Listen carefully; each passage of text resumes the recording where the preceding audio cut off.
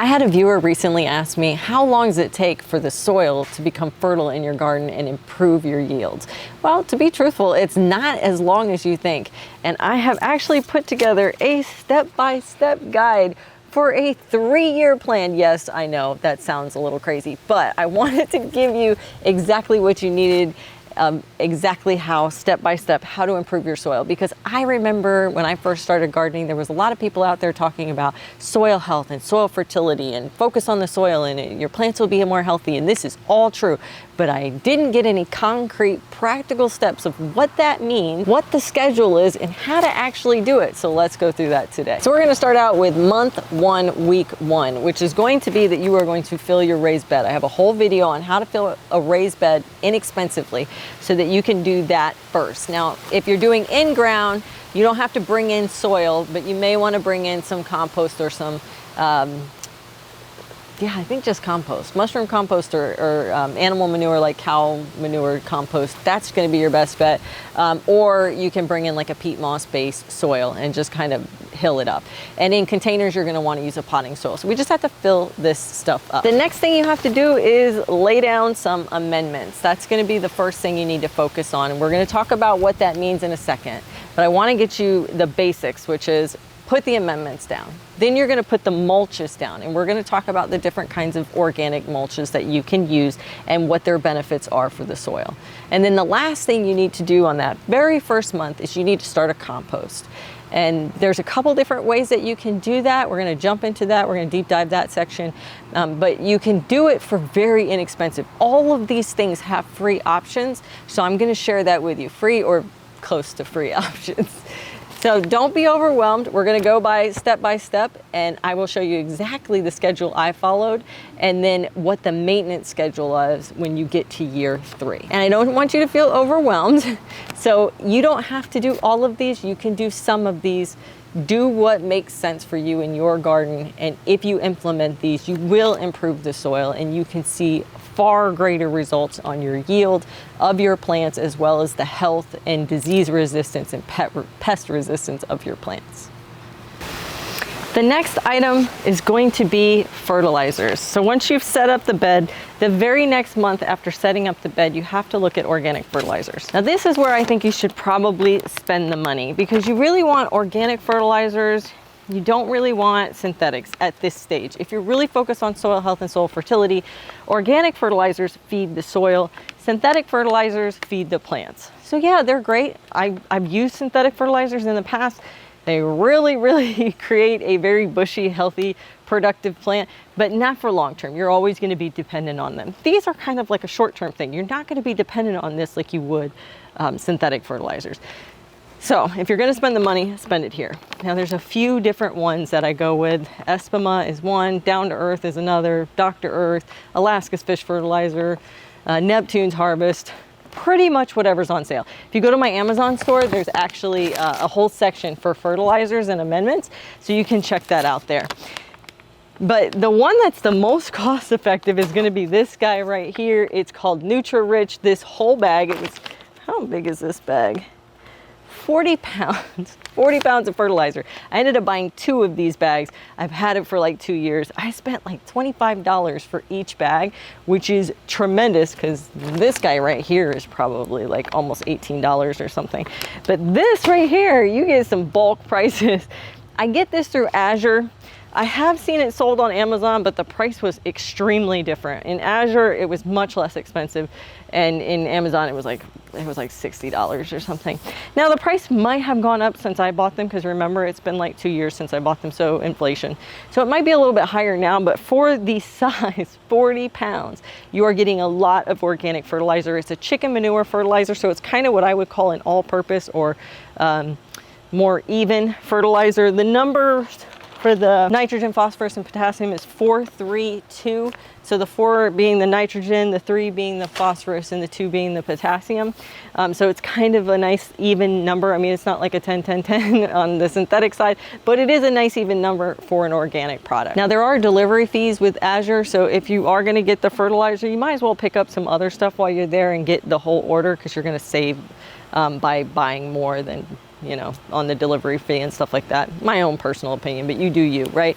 And you can also just keep going with the Amazon stuff, look for the sales, the Prime Day sales, those kinds of things, and stock up. You get a good price on these particular fertilizers, all of them, in fall versus winter. So a lot of the times I look at my fertilizers for the year and I say, you know, do I need a tomato fertilizer or do I need an all-purpose fertilizer? And I will buy that towards fall, because a lot of the times they have a lot of deals going on in fall because most people in the country are not gardening. And so they're trying to get rid of the old stuff and put it out for sale. And that's gonna be when you can get good prices on them. So you're gonna do your fertilizer on that second month, you're gonna wait 2 months and do it again, and then you're gonna wait 3 months and do it again, and then you're gonna wait 6 months. So you can see what's happening here. Like as you go further along in your journey, you're gonna be using less and less fertilizer as you go, and by the time you get to year 3, you're going to be only using it optionally or as needed, basically. And we'll talk about that more when we get to the maintenance conversation. But you can see they become less and less. By the second year, you're only using fertilizer twice in the entire year. So we've gotten through creating the bed, we've gotten through our fertilizer schedule, and now we are on month 5. Now let's talk about putting some more mulch down. So we put that initial mulch down, but you need to reapply mulch. And it really depends on the type of mulch. And we're standing in front of my wood pile right now. So these were trimmings from my different trees. Particularly, I cut down my elderberry tree. I have a home wood chipper where I chip these up to a very, very fine wood once they're all dried out. And that is what I prefer to use in my beds. But there's a lot of different options for organic mulches. And that's gonna be things like grass clippings, but be careful, don't include things that have like a lot of weed seeds. Don't include grass that has been treated with herbicides, pesticides, fungicides, those kinds of things. Don't take any of that. You can use fallen leaves. You can collect dead leaves in fall. You could do plant debris. I do this a lot. I pulled up my peanuts and I laid the dead peanut plants into the bed to act as a mulch. You can do straw, you can buy it, you can buy wood chips, you can get wood chips from your local county for free, you can get Chip Drop to drop you off a lot of wood chips and use it around your entire garden and store some up for later. Put it in your compost. There's a ton of things that you could do with your wood chips. Compost technically is another kind of mulch, but even that I don't like to leave it uncovered. I even like to cover that. These mulches will break down and they will feed the soil over a period of time. And that's why we put them in May, because we put some in January and now we're going to put some in May, so that way we're repopulating or, you know, covering the soil right before summer. Then you're going to have to do it one more time in October. You're ending up, as you go along, you're going to end up starting with smaller mulches, like smaller pine shavings or smaller wood chips or leaf litter that breaks down faster, grass clippings breaks down faster. And then you can start, as you move into the second year and the third year, you can use bigger mulches.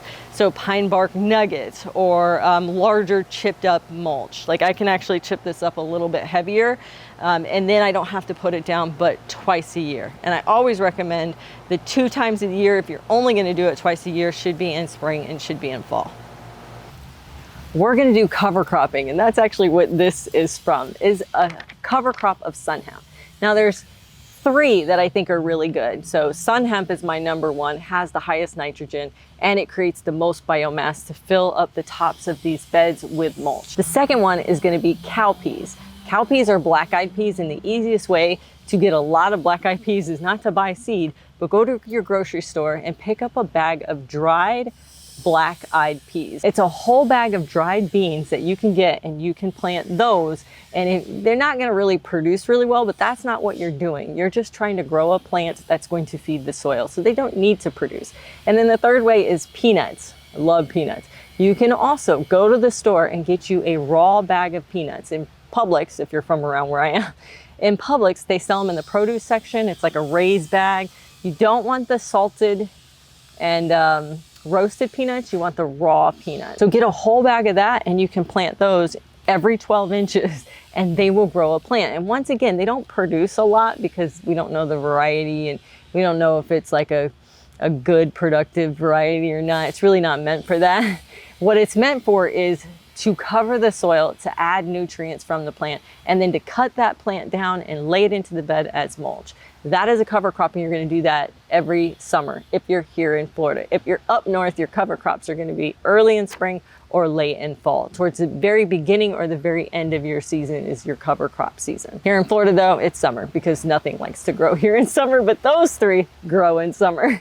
Now you may have to pick a different cover crop if you're in a more northern climate. I've heard peas, oats, winter rye, barley, radishes. Like I've heard a bunch of different kinds, but kind of focus on the legume family. The three that I mentioned, cowpeas, peanuts, and sun hemp, are all part of the legume family. Those have worked really well for me. So now you're through all the way to September, right? We've done our setup, we've done our different fertilizers, we did our reapplication of the mulch, and now we're down into amendments.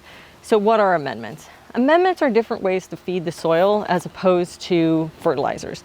Amendments focus not at all at fertilizing the plants, but all at feeding the soil. And once you get the soil fed and you keep it fed through the mulch, through the fertilizer, through the amendments, you will eventually not have to ever feed your plants. So what do I mean when I say amendments? So there can be paid amendments, things that you buy. The four that I particularly like is blood meal, bone meal, kelp meal, and potash. Those are the four organic ones that I really, really like. But if you wanted to go with something that was low to no cost, worm castings are pretty cheap and you can buy a lot of them, or you can create your own worm farm using buckets. I don't personally do this because once I started feeding the soil and once I had the mulch in, I actually just had worms show up. And so their worm castings are in there. They're pooping in there. So they create their own worm castings. But when you're first starting out, I could see how that would be beneficial. But you could create worm bins using 5-gallon buckets. There's a lot of really good creators that talk about this. Then you could also do like compost tea. You're building your compost. Maybe your compost isn't completely finished yet. You can make it into a tea and you can use that as an amendment. Those little composters that sit on your countertop, they're a little pricey, but if you happen to have one of those, you can take that and you can add the food scraps as an amendment. You can dig down into the soil and put food scraps in, and that can be an amendment. There's a lot of different kinds of things that you can add. You can, if you just butchered an animal and you have a lot of bones, you can dry out the bones, powder them out, and put the bone. That's basically bone meal. So there's many different things that you can do, and it depends on how much effort and time you want to put into it versus just buying it outright. So we have now made it to October. This is a big month here. We are going to be using our compost for the first time. So we created our compost back on month 1 or January, and now we get to use it. It's been 10 months. Your compost should be broken down enough. And even if it's not perfect, guys, don't worry. We're not mixing it in. We are treating it like a mulch. So whether you're going to use a compost bin like this is a bin system, like a 3-bin system, kind of expensive. I know some of you guys have been interested in this. I got it from Gardener Supply or gardeners.com. It's a pricey one. And there's a reason why we went for that is we like the aesthetics, we like the containment, and we like the volume, but you don't have to go like that. This right here is a tumbler, also on my Amazon store. The tumblers are what I went with for the first, I don't know, 7 or 8 years of my gardening journey, was using tumblers. They don't produce a significant amount like these do, but they produce enough. If you only have 1 or 2 beds, a tumbler is where it's at. You can do that. It's contained. It doesn't attract animals. It's a really good option. Now, if you want to go even cheaper, because these can be a little expensive too, I saw Greenhorn Grove. He is a content creator on Instagram, Facebook, and YouTube, I think. He's really good, great person. He's a lovely human being. I really like him. He's nice. We've had some conversations. But he takes chicken wire and creates like a cylinder and then kind of sets it on the ground. And then he takes his chicken, bedding and the poop and the pee from the chickens, and he fills these things up. You can add food waste, you can add grass clippings, you can add dead leaves, you can add wood chips, you can add paper, cardboard, you can add coffee grinds. There's like a lot of different ways and different things that you can add. Your plant debris, you really bring down your garbage when you get rid of these things and put them in a compost. And then he just lets these little cylinders sit until they become compost. I'm not even sure he turns them I don't know about that. But turning is just basically sticking something in it to create aeration. I actually have this little tool that I use because I don't like getting out the pitchfork. I am not as strong as I look, I know. I'm just kidding, totally. I'm kind of a little bit of a weakling, and turning my compost bins have been a little bit stressful for me. It takes a lot of effort, and during the summer I really don't want to do it. It's really hot, and I'm like sweating, drenched. So my husband found me this. It's like a little spike, and when you drive it down, it creates a hole, and then these things spring up, and then when you get it down, you kind of twist it and they fall into place, and then when you pull it up, it pulls all the soil up with it. Love this thing. It has really changed the game for me when it comes to compost and turning my compost pile, because all I have to do is drive this in, turn, pull it up. So much better than full-blown pulling things out. So that can be an option for you if you wanted to turn those cylinders that Greenhorn Grove does with the chicken wire. Now, if you don't even want to buy the chicken wire, right, you can do it for free. Rake the leaves in your yard and just create a pile off to the side. Nothing holding it, right? Just a mound. And you put the browns, and then you layer in some greens, which would be like the food scraps, the grass clippings, the coffee grinds, animal manure, and then you cover it up with some more browns, like leaves and wood chips and cardboard, paper. And then you just let it sit. You're gonna have to take something like this or like a pitchfork to kind of shovel it around so that way it gets some air and some anaerobic. You want like air and water to be able to move around in the pile. It's gonna get hot, it's gonna get warm, and it's creating and breaking down all that stuff, and it's gonna turn into soil.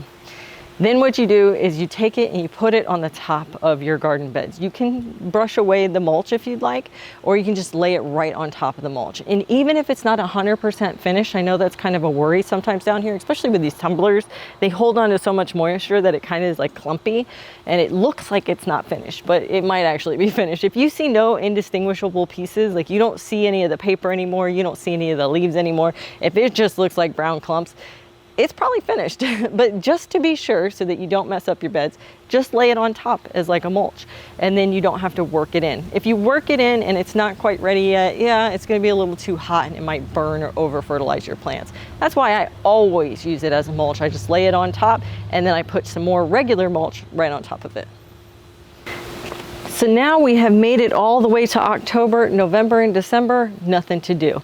When you reach January, you're gonna start the process all over again. You're gonna add fertilizer, and then you get to April, you're gonna add mulch. And when you get to May, you're gonna add amendments. And when you get to August, you're gonna add another round of compost. When you get to October, you're gonna add some more mulch. And when you get to November, you're gonna add fertilizer. But this is where things change. At this point, you should start noticing a difference in your plants. You should notice a difference in your soil. When you dig down into the soil, you're gonna see darkness. You're gonna see a lot of bugs, and you're gonna see a lot of worms. And it's just gonna turn in from like a sandy situation to like a really rich, dark situation. And when you grab it, it's gonna clump together. It's gonna be lovely. Now let's talk about year 3, or maintenance year, because this is what you're gonna do going forward. It's a lot easier. You don't even need a chart. You can just memorize this. I do something with the soil fertility 3 times a year. So the first one is in March and September. Think of it like spring and fall. Now this is here in Florida. If you're in a little bit northern of a state, this might be more likely late winter and then fall, right? So you're doing it at the start of your garden season and towards the end of your garden season. And that really depends on where you live as to what months those are. And the 3 things that you do during those 2 months is first, you add your amendments. Now, I only add amendments based on soil testing. So I really encourage you to do some soil testing at this point when you get here, so you can see whether your garden is balanced or not. I did a video on the different soil tests and which one I think was better than others, so check that out. But I only add the amendments that those soil tests say I need. And then after that, I put a layer of compost over top of it. And then after that, I put my layer of thicker mulch. So I move away from the smaller mulch pieces to the bigger mulch pieces, because I need this to last for 6 months. The last thing that I do is fertilizer, and we talked about this earlier. It's optional at this point, but I do that during December because that's the middle of my growing season. That might be like summertime. If you're not in Florida, if you're more north, that might be a summertime application. And really what you're doing is you're looking at your plants and you're going, is there anybody turning yellow? Is there anybody not flowering properly? Is anybody looking a little unhappy, sickly? If they are, probably means that they need a little bit more, that the amendments and the compost have wore out since you put them on, and putting one application of fertilizer a year is optional, and it's bed by bed that I make this decision. So I know we went through a lot of stuff, so if you have questions, make sure to head down to the comments and leave them there. I do try to answer as many as possible, and I will do that. And then also you can reach out to me on my social media platforms if you want to direct message me and not leave it publicly. I have Instagram, Facebook, and TikTok, and Threads. So you can reach out to me on any of those platforms if you have questions about soil fertility, because I know that this topic is a little bit, it's a little bit hard to wrap our brains around. But I hope that by giving step-by-step real-world examples of exactly what I did with my garden on a time frame, hope this increases your soil fertility as well. Thanks for hanging out with me today. Happy gardening, guys.